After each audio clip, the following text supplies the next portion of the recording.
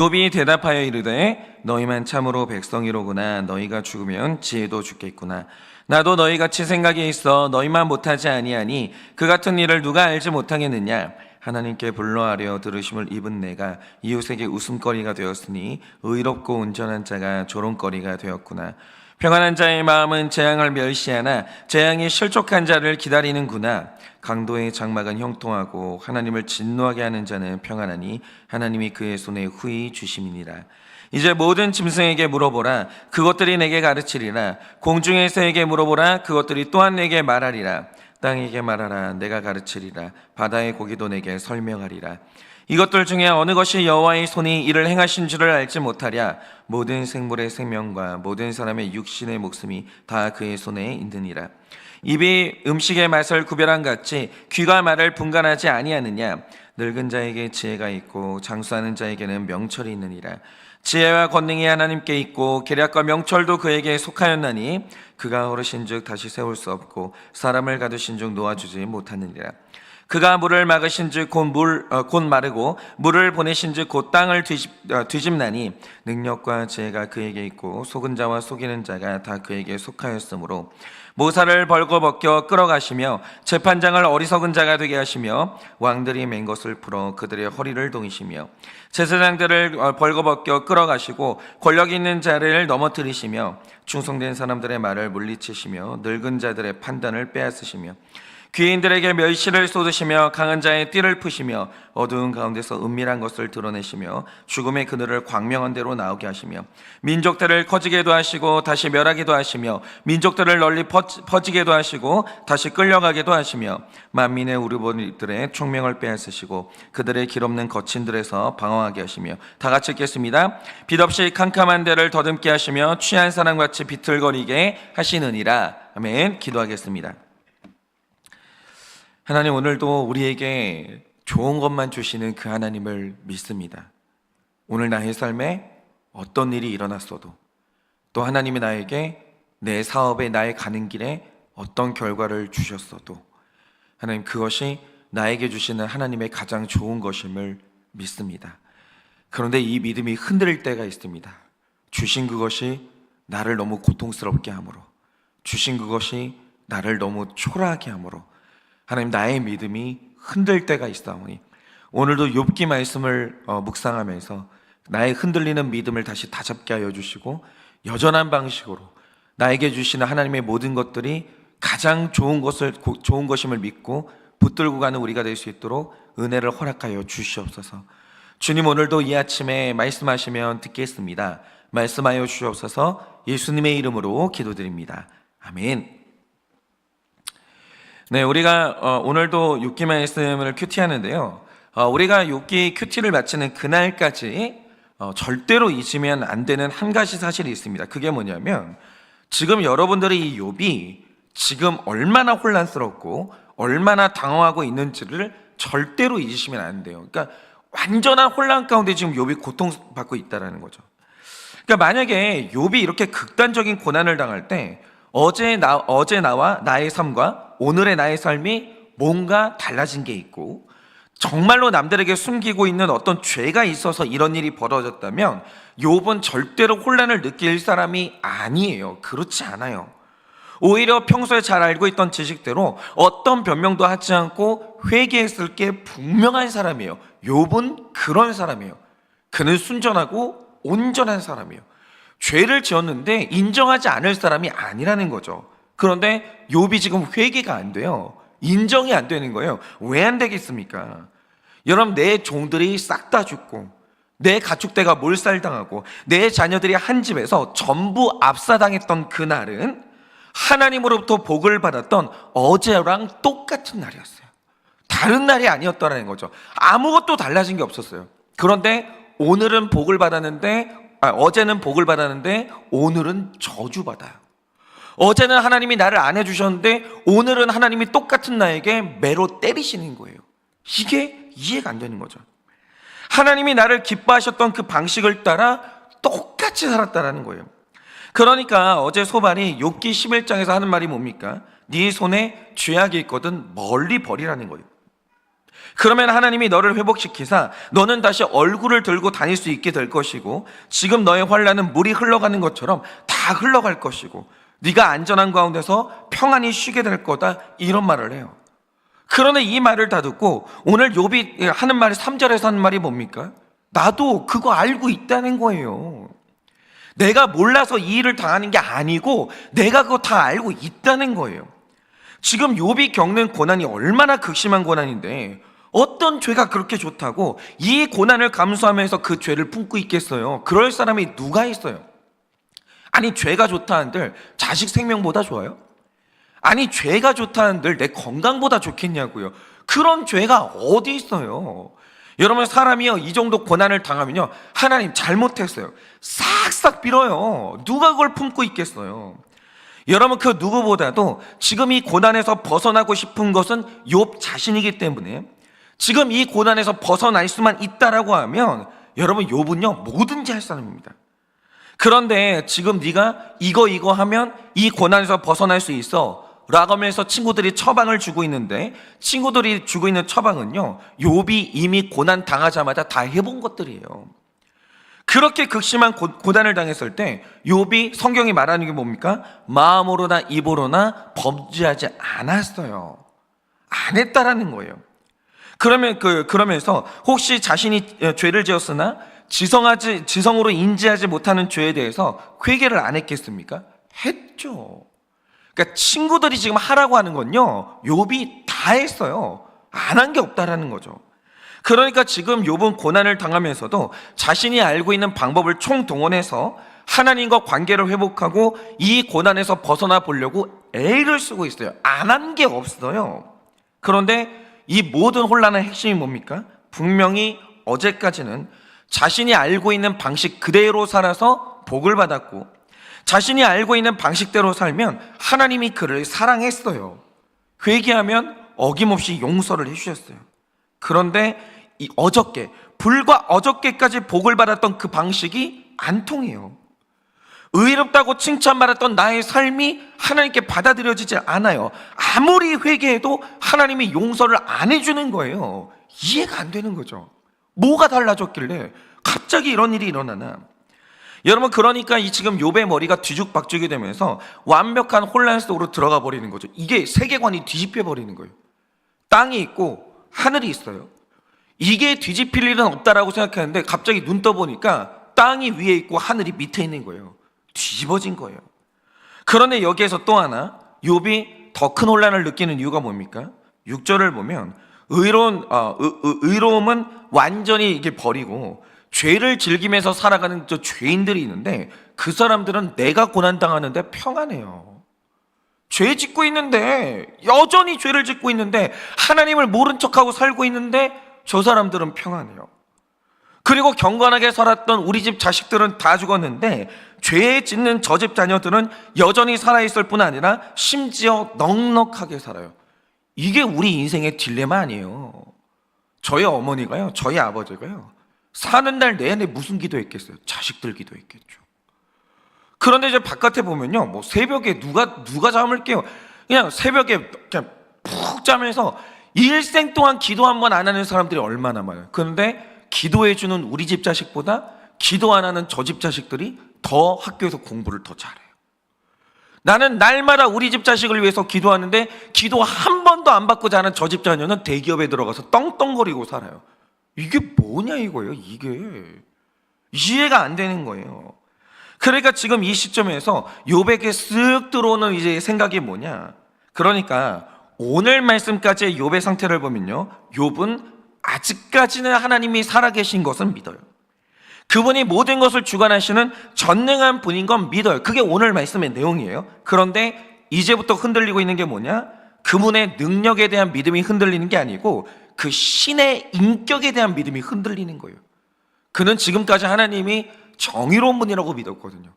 그분이 사랑이 많은 분이라고 믿었거든요. 그런데 그 인격이 흔들리기 시작하는 거예요. 하나님은 이랬다 저랬다 하시는 변덕스러운 하나님인가? 혹은 지금 하나님이 나를 가지고 노나? 애초에 이 세상에 정의로운 하나님 같은 건 존재하지 않았던 건가? 하나님은 악한 하나님이 아닌가? 이쪽으로 하나님의 인격에 대한 심각한 갈등이 오기 시작하는 거예요. 그런데 지금 이 욥기를 읽고 있는 우리의 복이 뭡니까? 그냥 말씀으로 비유하자면 욥의 손에 들려있는 건 모세오경이라는 5권의 책밖에 없어요. 그런데 욥기를 읽고 있는 우리 손에는 성경 66권이라는 완성된 계시가 지금 있거든요. 그래서 우리는 이 상황에 대해서 욥이 보지 못한 걸 볼 수 있고 욥이 하지 못한 해석을 할 수 있다는 거죠. 그러면 자 보세요. 욥에게 일어나고 있는 이 일을 다시 한번 생각해 보자 이거죠. 자, 고난당하기 전에 욥과 고난당한 후에 욥은 달라진 게 없어요. 그거는 분명해요. 욥은 어저께 복을 받았던 방식 그대로 오늘도 살고 있었어요. 그런데 이 방식 안에서 어제까지는 복을 주시고 친절했던 하나님이 오늘부터는 복을 끊으십니다. 그리고 욥이 올리는 모든 기도에 대해서 어제는 들어주셨던 하나님이 오늘은 싹 다 거절하세요. 어제는 용납하셨던 하나님이 오늘은 거절하는 하나님으로 나타나는 거예요. 그러면 도대체 하나님이 이렇게 변해버린 이유가 뭐냐라는 거죠. 그거는 이렇게 생각하시면 되는 거예요. 제가 자료를 찾아보니까 엄마가 아이에게 모유 수유를 할 수 있는 최장 기간이 2달까지라고 하더라고요. 그런데 어머니가 아이에게 모유를 먹이는 이유가 뭡니까? 실제로 모유는요 2돌 이하의 아이에게는 가장 이상적인 음식으로 밝혀졌기 때문이에요.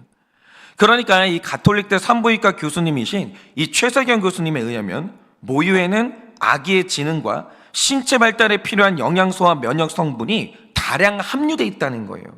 그런데 모유가 이 아이의 신체만 좋냐? 그게 아니고요. 모유 수유를 하는 동안 아이가 엄마와 피부 접촉을 하기 때문에 유대 관계를 통해서 정신 건강이나 정서나 사회성 발달에 도움이 된다라는 거예요. 여러 가지 측면에서.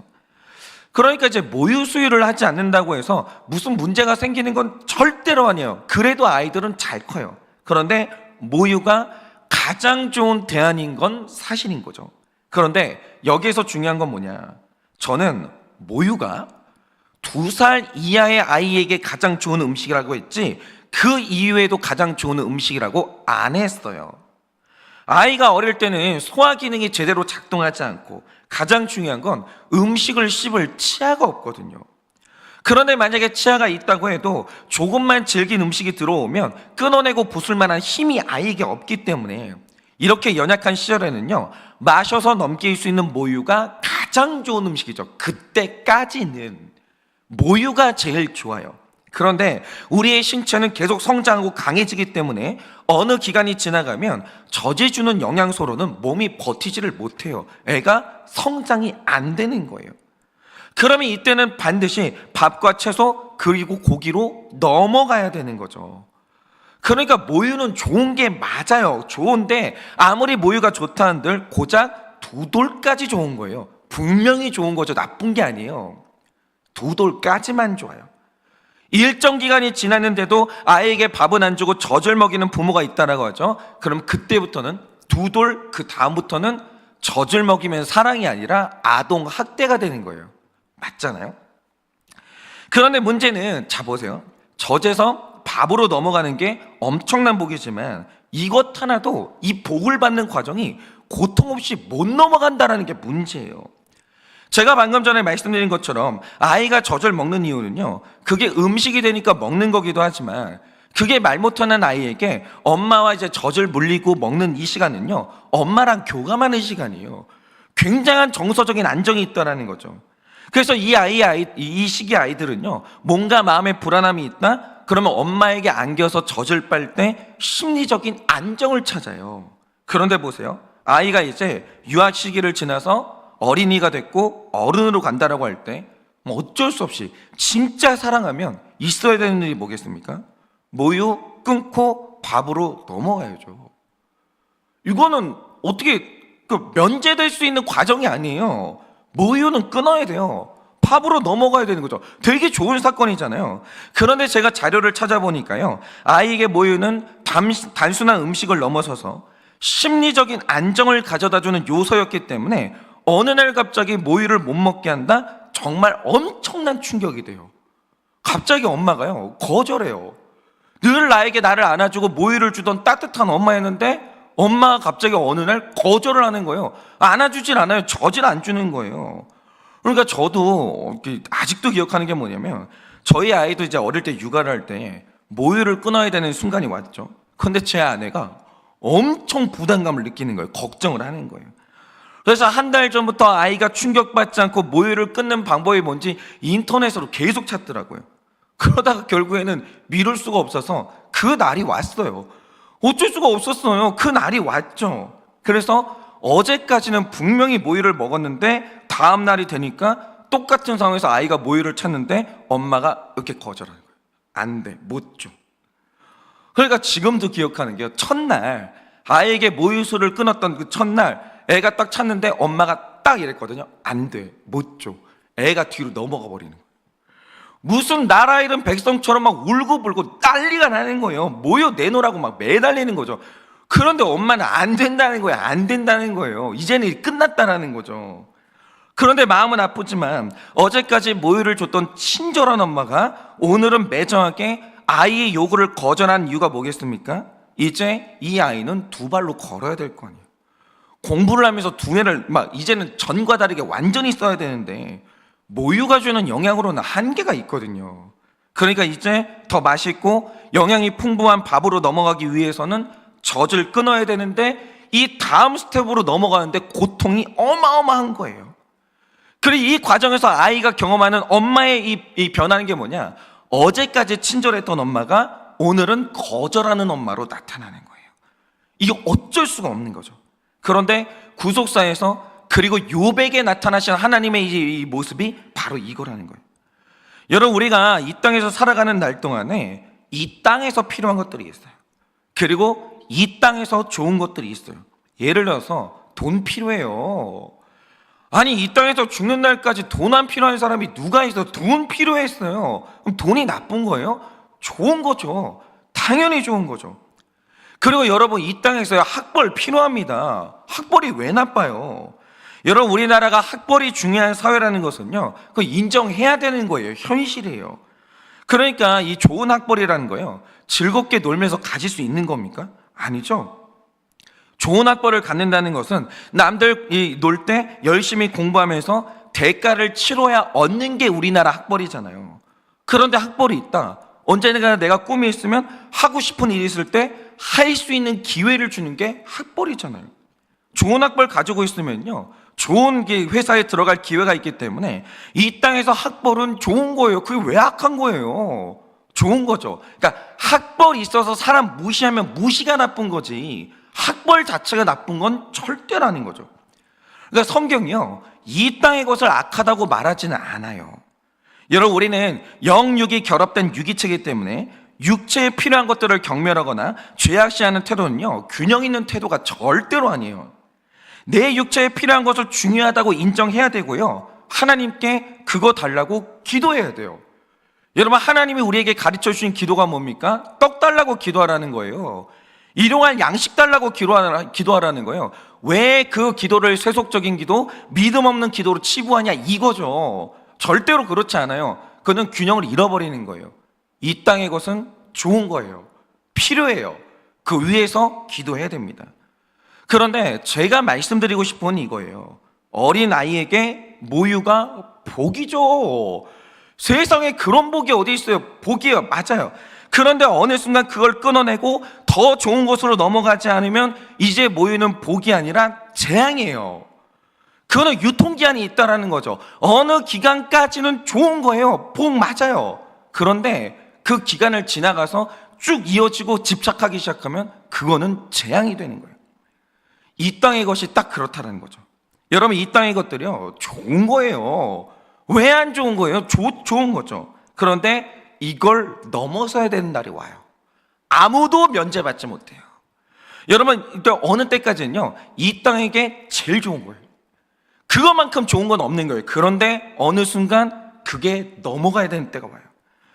어느 때까지 넘어가야 되는데도 불구하고 이 땅의 것들이 내 인생에서 가장 중요한 것, 내 인생에서 가장 소중한 것이 돼버리면 그때부터 이 땅의 것들은 복이 아니라 재앙으로 돌변하기 시작해요. 왜죠? 이 땅의 것들이 우리의 생존에 필수적인 것은 맞는데 이 땅에서 80년, 100년 사는 게 우리 목표는 아니거든요. 누가 그래요? 80년, 100년 사는 게 우리의 목표라고. 그거는 구원이 없는 세속인들의 개념이고 우리는 영생이 목표예요. 누가 80년, 100년 사는 게 목표예요? 여러분, 하나님의 장성의 분량에 이르는 것이 우리 인생의 목적이기 때문에 이 땅의 것으로 내 몸이 자라고 내 지성이 자랐으면 어느 순간부터는 훨씬 중요한 영성으로 넘어가야 돼요. 이 구간이 오는 거죠. 육체의 사람은 이제 어느 정도 자랐다, 이제 영성으로 넘어가야 되는 거예요. 여러분, 이 지성이라는 게요, 이 세계만 포착할 수밖에 없는 지성의 영역이 있어요. 어릴 때는 그래요.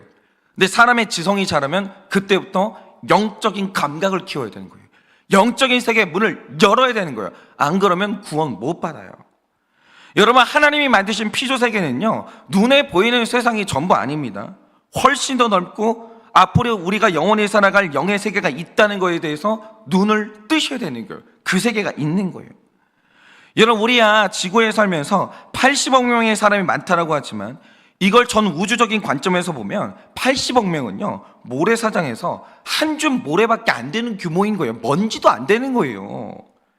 여러분, 훨씬 더 광대한 영적인 세계에는 세상을 덮고 계시는 하나님이 존재하시고 수많은 천사들이 존재하고 세상을 채우고 있는 구원받은 백성들이 존재한다라는 거예요.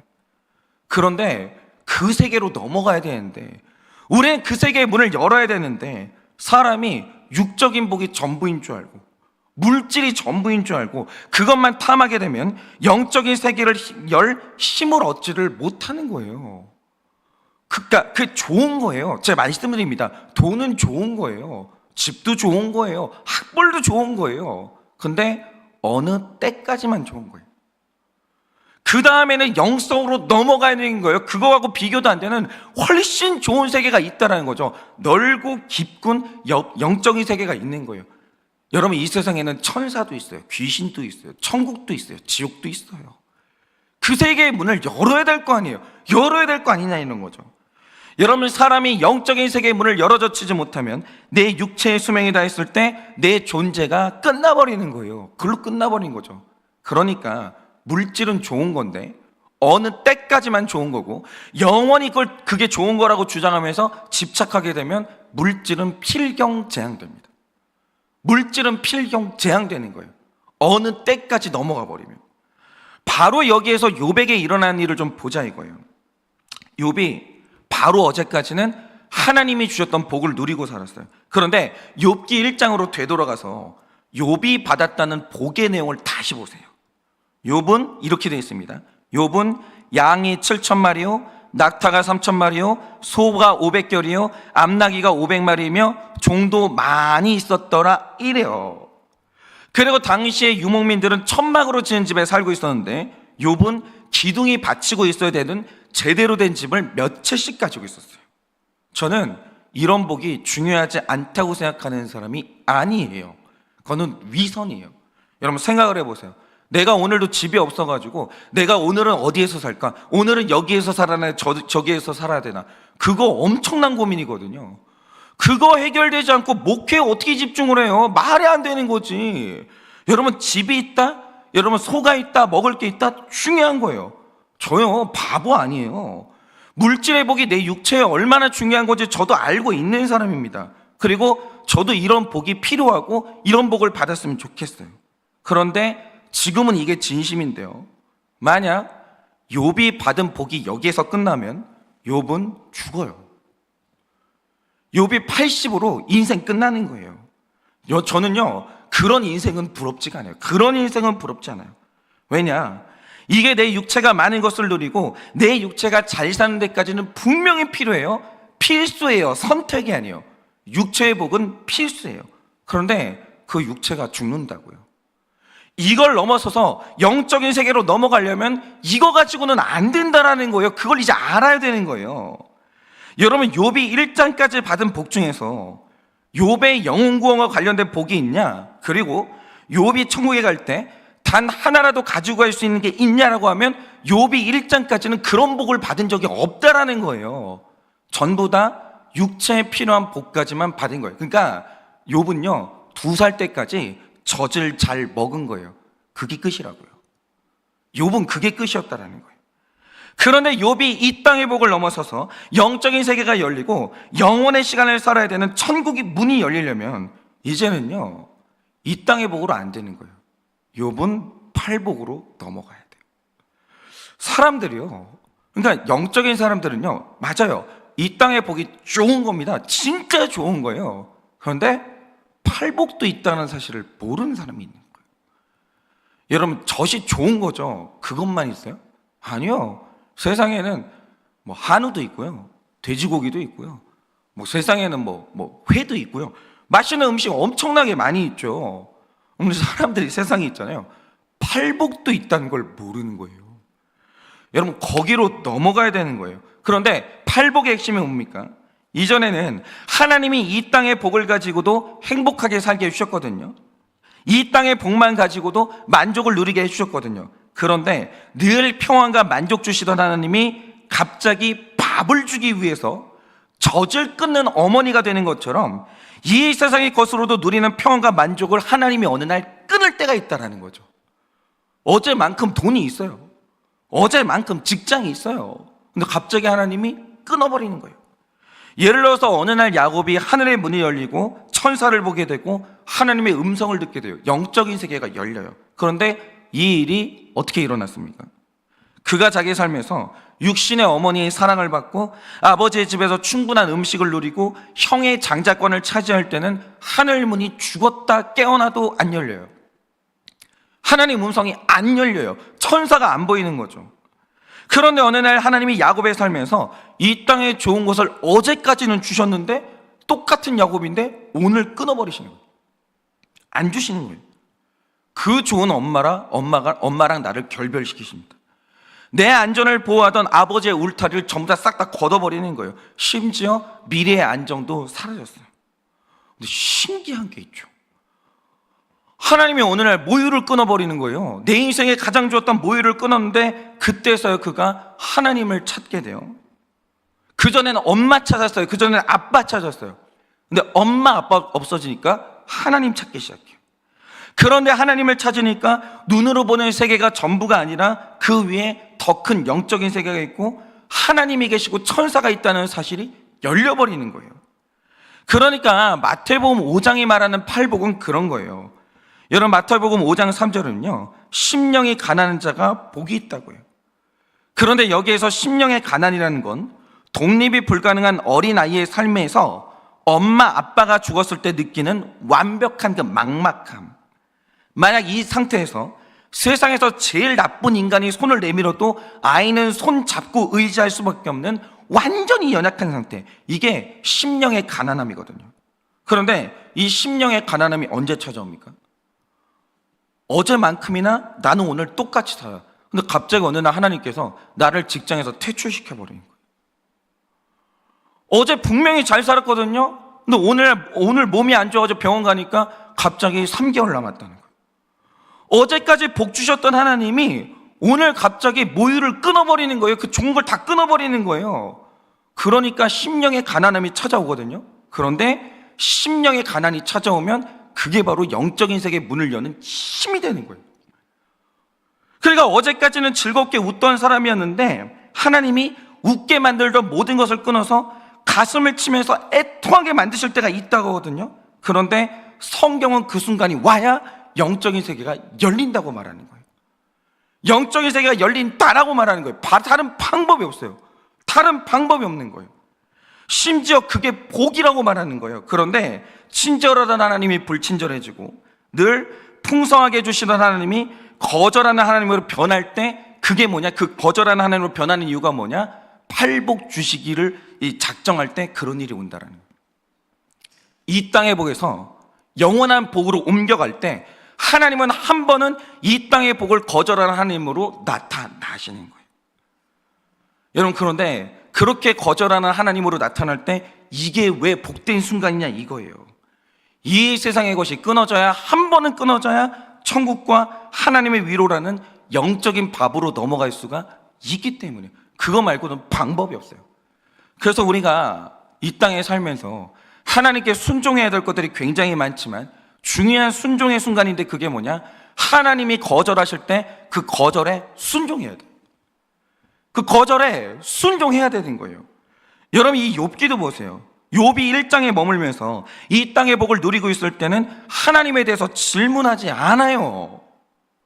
하나님에 대해 질문하지 않아요. 하나님을 더 알고 싶은 욕구가 없어요. 그냥 거기에 머물고 싶은 거예요. 그냥 이 복을 누리게 하는 공식대로 사는 거죠. 그런데 다 끊어져요.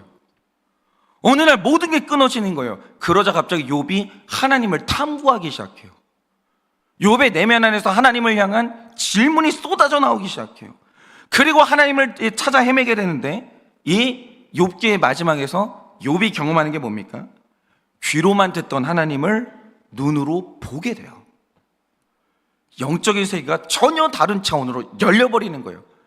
그런데 이 열린다라고 할 때, 이 젖에서 밥으로 넘어갈 때 반드시 한 번은 경험해야 되는 하나님이 뭐냐? 갑자기 어느 날 젖을 끊어버리는 매정한 하나님.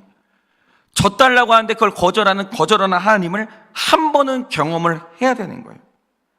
여러분 이렇게 오늘 욥이 당하는 고난은요, 이 땅의 복이 전부인 줄 알았던 욥이 팔복을 받는 더 큰 복으로 나아가는 과정에서 어쩔 수 없이 한 번은 겪어야 되는 고난인 거예요. 이거는 아무도 못 피해요. 여러분, 어머니 아버지가 세상에서 제일 좋은 분 있죠. 죄송한데 하나님 만나려면 그 엄마 아빠랑 한 번은 결별하셔야 돼요.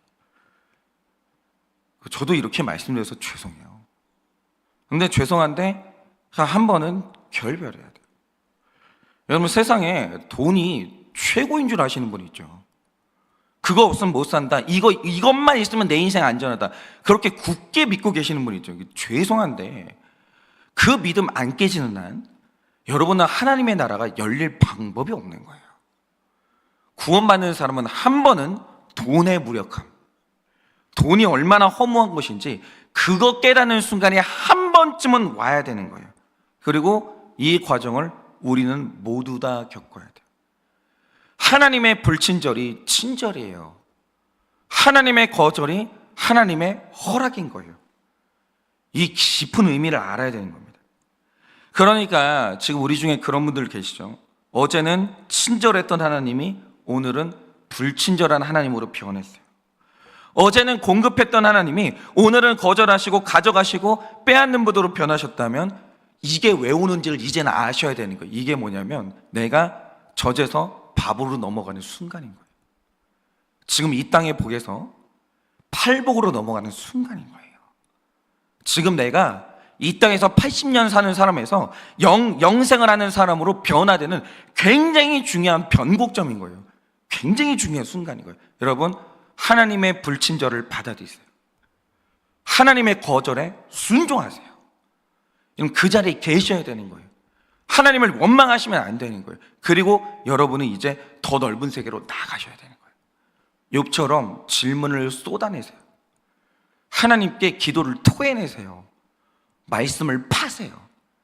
그리고 그때 정말 하나님께서 여러분의 주고자 하시는 더 가장 좋은 복이 여러분의 임하시길 예수님의 이름으로 축원을 드립니다. 이제 제가 기도하고 축도함으로 예배를 마치겠습니다. 기도하겠습니다. 하나님, 마태복음이 말합니다. 심령이 가난한 게 왜 복입니까? 내가 애통하는 게 왜 복입니까? 의롭게 살다가 핍박받는 게 도대체 그게 왜 복입니까? 주님, 모르겠습니다. 왜 복인 줄을 모르겠습니다. 그러나 주님, 오늘 욥을 보면서 우리가 알게 되는 것이 있습니다. 그렇게 한 번쯤은 거절하지 않으시면 우리가 젖에서 밥으로 넘어갈 수가 없습니다. 80년을 살아야 되는 인간이 영생하는 사람으로 변화되는 것이 불가능합니다. 그 작은 몇 평의 집이 천국인 줄 알던 사람이 진짜 천국을 만나게 되는 것이 그 불가능하기 때문에 하나님은 한 번은 거절하는 하나님, 그리고 악한 하나님으로 나타나는 것입니다. 하나님, 오늘로 나에게 다가오는 이 고통의 순간이 나의 인생의 가장 중요한 변화의 시점임을 깨닫게 하여 주시고 우리 모두가 다 이 땅의 복을 누리는 사람에서 팔복의 사람으로 넘어갈 수 있도록 은혜를 허락하여 주시옵소서. 지금은 우리 주 예수 그리스도의 은혜와 하나님 아버지의 그 크신 사랑과 성령님의 위로하시고 교통하여 주시는 그 역사하심이 오늘도 이 땅의 복이 전부인 것이 아니라 하늘에 더 큰 복이 있다는 것을 깨닫고 팔복받기를 원하는 사랑하는 모든 주의 종들의 머리 위에 지금으로부터 영원 무궁토록 함께 있을지어다. 아멘.